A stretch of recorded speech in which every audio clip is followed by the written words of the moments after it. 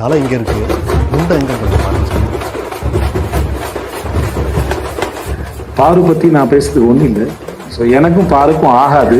So அதனால் பாரு பற்றி நான் எதுவும் பேசுறதா இல்லை. பாருவுக்கு நான் வாரம் பேசி டயர்டாயிட்டேன். நான் இது யார், எந்த ஊர்னு கொஞ்சம் பார்த்து சொல்லு. ஒரு வருஷம் தேனாலும் இவனை கண்டுபிடிக்க முடியாது. யாருன்னு அது?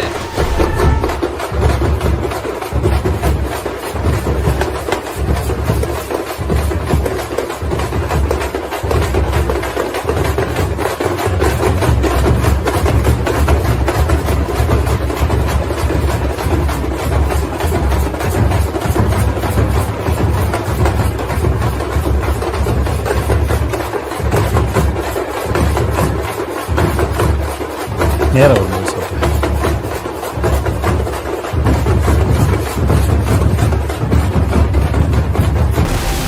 காட்டான கொல்ல காட்டானால தான் முடியும்.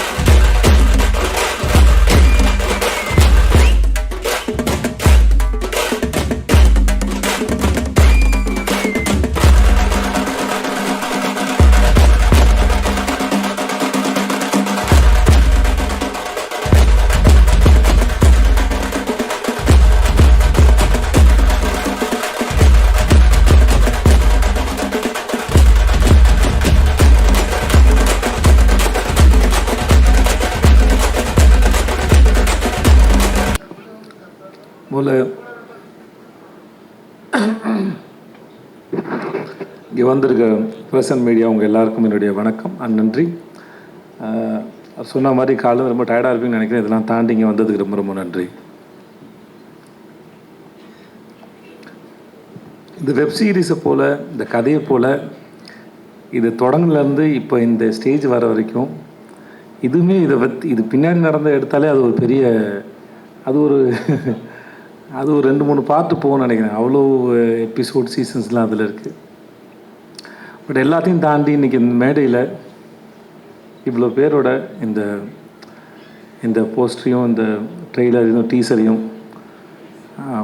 இன்றைக்கி நடக்கிறதுக்கு காரணமாக இருந்த அத்தனை பேருக்கும் நன்றி. Especially Jio Hotstar, Pradeep Milroy, Kutty sir and Bala sir and everybody.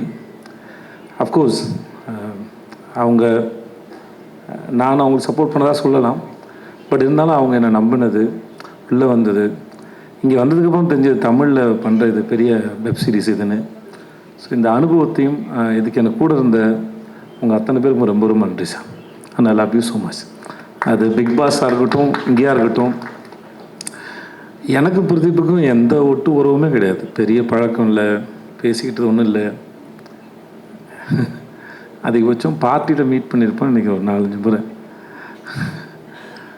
அந்தால் ஒரு பிரதீப் வந்து ஒரு மயக்கி, ஒரு பசப்புக்காரி மாதிரி, ஒரு மாதிரி அந்தால் வெரி அட்ராக்டிவ். எந்த ஒரு ரிலேஷன்ஷிப்பும் இல்லை, பெருசாக க்ளோஸ் கிடையாது, பர்சனலாக பேசினதில்லை. ஆனால் எனக்கு இந்த மாதிரி சில பேரோட ரிலேஷன்ஷிப் ஏற்பட்டுரும். நான் சொல்கிறது ஆம்பளைங்களோட சொல்கிறேன்.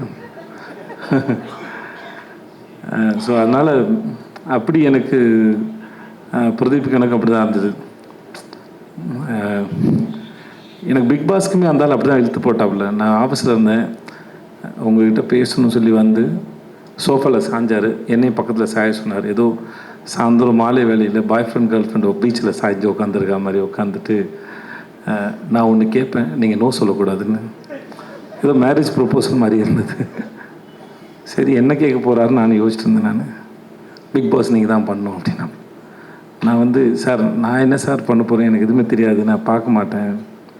சிம்பு இருக்காப்புல, சூர்யா சார் இருக்கார், அவங்களாம் வச்சு பண்ணலாம், சிம்புக்கு அனுபவம் இருக்குது அவருக்கு அப்படின்னு. நான் இல்லை நீங்கள் இதை பண்ணுங்கள் அப்படி கரெக்டாக இருக்குன்னாரு. இந்த மாதிரி பல சமயத்தில் இன்றைக்கி நான் என் வாழ்க்கையில் ஓரளவு இந்த இடத்துல இருக்கிறேன். அப்படின்னா, நான் பெருசாக அறிமுகமில்லாத நபர்கள் கூட ஏதோ ஒரு காரணத்தில் என் மேலே வச்ச நம்பிக்கையில் தான் நான் முன்னாடி போயிருக்கேன். ஏன்னா எனக்கு என் மேலே வந்து பெருசாக நம்பிக்கை இருந்ததில்லை. ஏன்னா ஒரு வேலை செஞ்சு அந்த வேலை மற்றவங்க பாராட்டுறதுக்கு அப்புறம் தெரியும், ஓ நம்மளால் இது பண்ண முடிஞ்சதுன்னு சொல்லி. அதுக்கு முன்னாடி தெரியாது. ஆனால் அதுக்கு முன்னாடி நம்ம மேலே நம்பிக்கை வைக்கிற மனிதர்கள் வந்து மிகப்பெரிய ஆச்சரியம். அப்படி தான் நான் எனக்கு மணிகண்டனும் அப்படி தான் இருந்தார், சிஜே பாஸ்கர் சார் அப்படி தான் இருந்தார், சீனு ராமசாமி சார் அப்படி தான் இருந்தது, பிரதீப்பும் அப்படி தான் இருந்தாப்புல. இந்த மாதிரி பல பேர் இருந்துருக்காங்க என் வாழ்க்கையில்.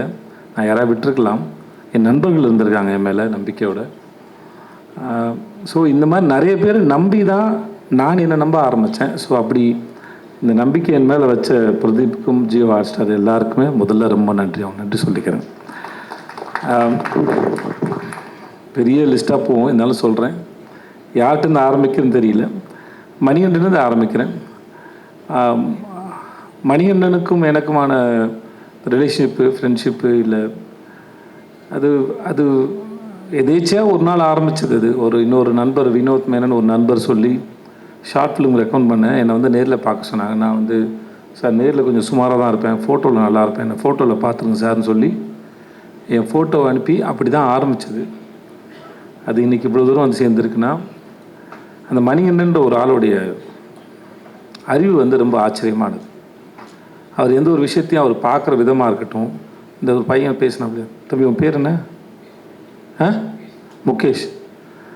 முகேஷ் வரைக்கும் இல்லை, இங்கே ஒர்க் பண்ணுற எல்லாருக்கும் மணியோட பலன் அத்தனை பேருக்கும் தெரியும்.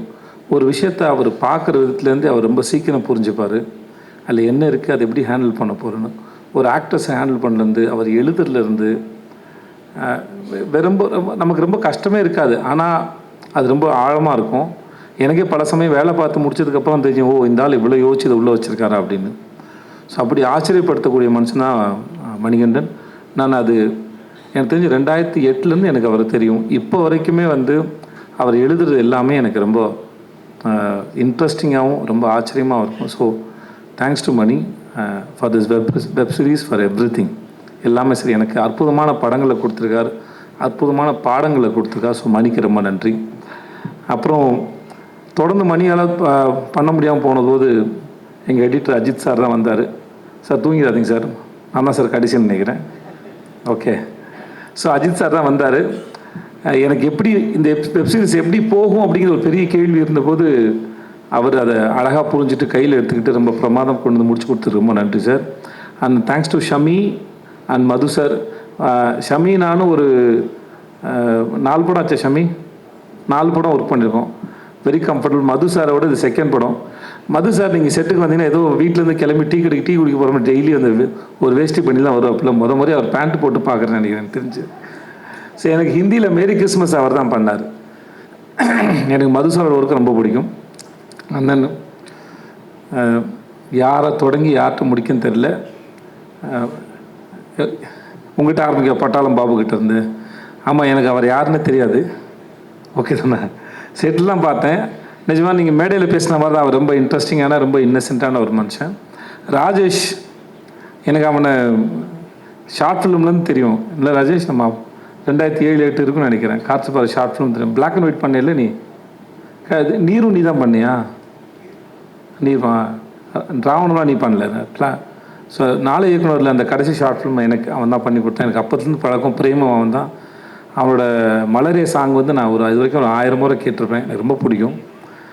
அப்புறம் தேங்க்ஸ் ஸோ மச் ராஜேஷ், நான் வந்து இப்போ சிறப்பாக பண்ணி கொடுத்ததுக்கு. அந்த என்னுடைய சிட்டு தர்மபுரியில் எனக்கு அக்கா பொண்ணாக நடித்தா. இப்போ வரைக்கும் அதே சிட்டு தான். இப்போ தான் வளர்ந்துருக்கா, ஆள் தான் வளர்ந்துருக்கா. எனக்கு இன்னும் அதே குழந்தை தான் எனக்கு. ஸோ அவள் ஒரு பிரமாதமான ஆக்டர். ஐலியாக இருக்கட்டும், எதுவாக இருக்கட்டும், அது ஆள் வளர்ந்தாலும் சரி, அறிவு இன்னும் பிரமாதமாக வளர்ந்துருக்கு அந்த குழந்தைக்கு. நல்லா படிப்பா, பிரமாதமாக படிப்பாவை. வாழ்த்துக்கள் உனக்கு. பாரு பற்றி நான் பேசுறதுக்கு ஒன்றும் இல்லை. ஸோ எனக்கும் பாருக்கும் ஆகாது. ஸோ அதனால் பாரு பற்றி நான் எதுவும் பேசுகிறதா இல்லை. பாரு விட்டு நான் வாரம் பேசி டயர்டாயிட்டேன் நான். அதனால் இங்கே பேசுறதுக்கு ஒன்றும் இல்லை. ஆனால் உங்களுக்கு பாரு மேலே தான் வருத்தம் இருக்கலாம். ஆனால் அந்த வெப் சீரிஸ் பார்த்தீங்கன்னா பாரு உங்களுக்கு ரொம்ப பிடிச்சிரும் கண்டிப்பாக. என்ன பாரு, உட்காருங்க பாருங்க. எனக்கு நடிக்கிற மாதிரி பாரு, உட்காருங்க பாரு ப்ளீஸ். அண்ட் தென் கோடங்கி, எனக்கு இந்த ஆள் படத்தை விமர்சனம் பண்ணலாம் ரொம்ப பிடிக்கும். என் படத்தையே கலாய்ச்சிருக்காப்புல, ஆனாலுமே ரொம்ப இன்ட்ரெஸ்டிங்காக அதை செய்வார். கண்டிப்பாக நடிக்க ஆரம்பித்ததுக்கப்புறம் இனிமேல் அதை செய்வீங்களா? நிறுத்திட்டார், சொன்னீங்கன்னு நினைக்கிறேன். ஆமாம், நிறுத்திட்டார். இனிமேல் அவரை யாராவது செஞ்சால் தான் உண்டுன்னு நினைக்கிறேன். ஆனால் எனக்கு இவர் பேசுகிற விதமும் சரி, இவர் வந்து இந்த வெப் சீரிஸ் பார்க்கும்போது எல்லாம் தெரியும், இந்த ஆளை பார்க்குறது ஸ்க்ரீனில் பார்க்குறது நம்ம எல்லாருக்கும் ரொம்ப பிடிக்கும். அந்தளவுக்கு ரொம்ப இன்ட்ரெஸ்டிங்கான ஃபேஸு, இன்ட்ரெஸ்டிங்கான நபரும் கூட.